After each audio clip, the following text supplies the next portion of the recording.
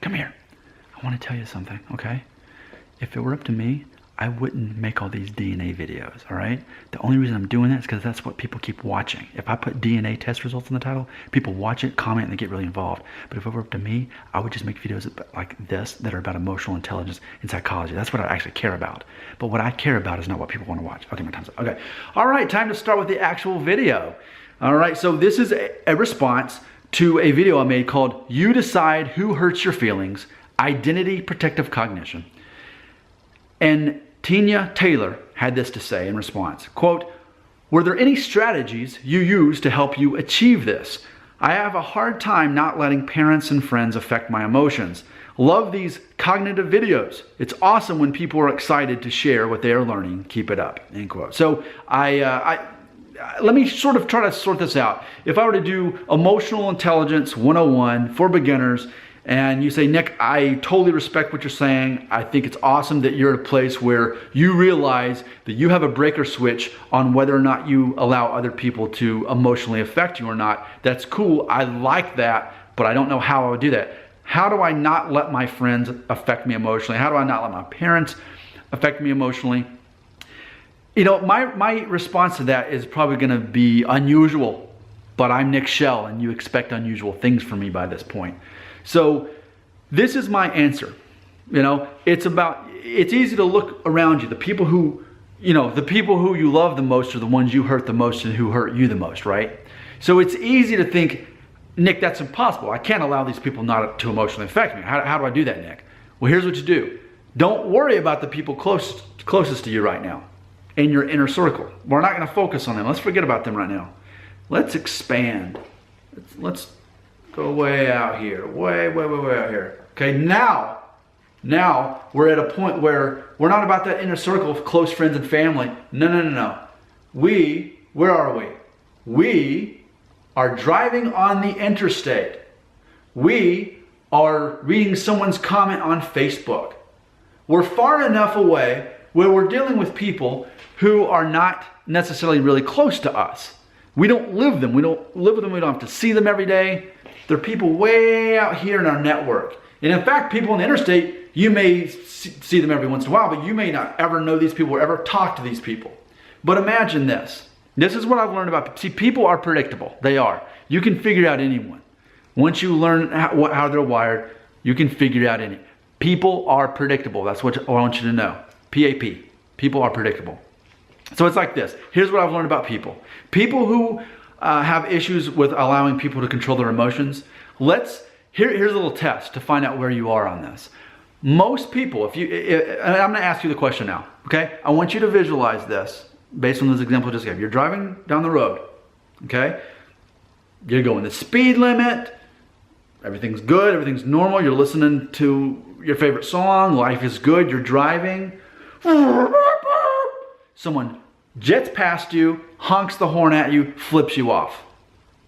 You didn't do anything wrong, right? But they did that to you. They did. So most people in that moment, how are they going to react? They're going to flip the person off. They're going to honk the horn back at them. And then for the rest of the car ride, they're just going to be fuming, thinking about what that person did. You shouldn't though. Does Nick Shell do that? No. You know what Nick Shell does? I'm going the speed limit. I'm having a good day. Someone honks at me, speeds past me, and flips me off. You know what I do? Nothing changes.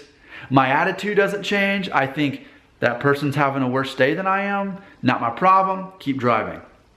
I'm 100% unaffected by that person who I don't even know. So here's what I'm saying. If you don't want people like your parents or your close friends to affect you emotionally, you don't start with them. You start with the people that you don't even know, that you barely interact with. And you realize in that moment, wait, why would I give this person permission to overthrow my emotions and infect my morning? Why would I do that? Why would I give them that? They don't deserve that. They don't deserve that part of me. Similar to if you're on Facebook or online and someone says something that's rude and disrespectful to you. You have a choice. What would Nick Shell do? Probably ignore it, if anything. But it's like on my channel when people complain about my videos being awful, and then I say, Okay, well then stop watching them. I hereby excommunicate you from my channel. Don't come back if I'm that awful. You know, if anything, but I make a joke about it. It's funny to me, but if anything, just ignore it. Like, the moment it allows any kind of emotional change over you, you lose. So however you react, it's a matter of choosing to react. And see, that's the thing. You control your own emotions. You get to be in control. You get to decide. And you've seen Inside Out. We all have. I've seen it twice and I cried both times. It's a powerful movie. And I'm not ashamed to say that I cried both times when I saw Inside Out. It's a great movie. You're in control. Your emotions are in control, but you control that switchboard up there, that circle. You control that. Okay? So where do you start? You start with the people that you barely know and think, okay, I'm in control of my emotions. There's a breaker switch and my hand is on it and I just turned it off. Okay, and then the next day you get in the car and you're driving. Okay, no one offends you that day or tries to do it. And it may take another 4 days. Finally, someone does something they perceive that you're an idiot and they want you to know it. And you just keep smiling, you keep going, and you thought, that person doesn't deserve to emotionally affect me. Someone says something online.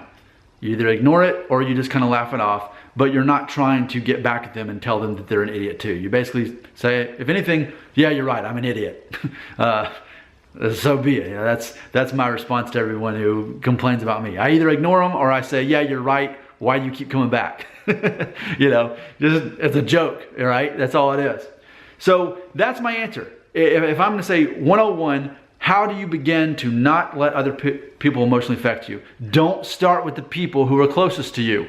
It's an exercise, it's a journey, and you have to start with the people that are barely in your social circle. Once you can get to the point where people on the interstate don't bother you, and say you get behind a slow car and you're not saying, why won't this idiot speed up and this stupid person, blah, blah, blah. Or a person zooms past you, that idiot, he's a moron, he's going too fast. What does Nick Shell do? Nick Shell doesn't worry about things that he cannot control. Nick Shell focuses on things he can control, like his own emotions and his own reactions to things that happen outside here. Okay? But once you get past that layer, then we're getting closer to people like coworkers, for example. They're not necessarily friends, but you spend a lot of time around them, and all these perceptions, or students or classmates, these perceptions of, oh, they disrespected me, how can they treat me that way? And ultimately, here's the next step. The next step is realizing, why do I care? A confident person doesn't care about that stuff. A confident person keeps moving forward and is not distracted by that. See, other people, they cast onto you their own insecurity. That's what that is when people do that. They're insecure, they're not happy, and they cast that onto you. And I've said this before, okay? So imagine this.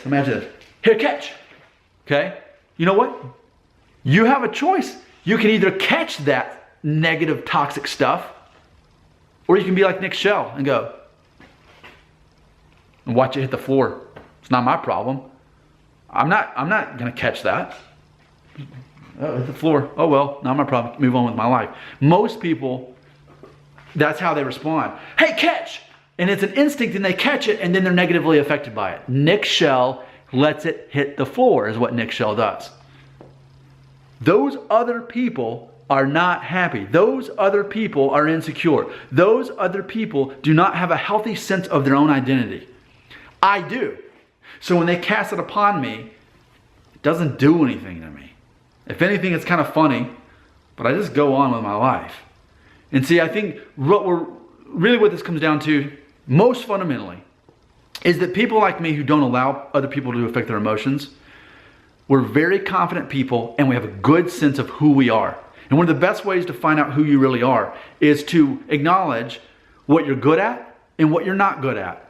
And you capitalize on what you're good at, and then you're very quick and vocal to talk about all the things you're not good at, so that no one can really insult you. Because you have a strong, positive sense of identity in who you are, and what you're not, you detach yourself from what you're not. You know, for me, I'm not good at math. I'm not good at science. I'm not good at home repairs. What am I good at by default? I'm a blogger, family-friendly daddy blog. I've got companies that send me free stuff on free trips. I'm good at that. I'm good at taking pictures and videos and doing all this stuff. I'm good at that. But I'm bad at a lot of stuff. I have a healthy self-esteem. because I know what I'm good at, and those things I'm not good at, I don't let them become part of my identity. It ultimately, I keep saying it ultimately comes down to this, but these are just all the layers of it. I'm going to close with this.